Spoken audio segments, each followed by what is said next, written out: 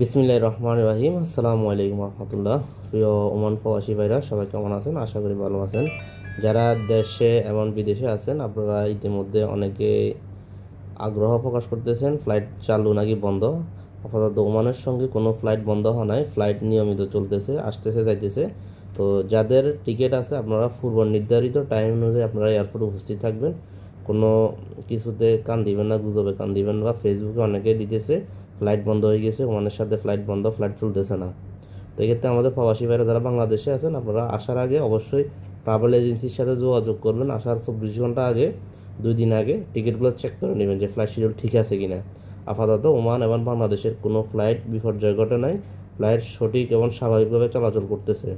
তো এক্ষেত্রে আবার যারা ওমান থেকে বাংলাদেশে যাবেন, আপনারাও ফ্লাইট সঠিক নিয়মে ফ্লাইট ছাড়তেছে, যাইতেছে, আসতেছে। আপনারাও যাওয়ার আগে অবশ্যই ট্রাভেল এজেন্সির সাথে যোগাযোগ করে আপনারা সময় মতো এয়ারপোর্টে চলে যাবেন। তো সবাইকে ধন্যবাদ, ভালো থাকবেন, সুস্থ থাকবেন, আল্লাহ হাফেজ।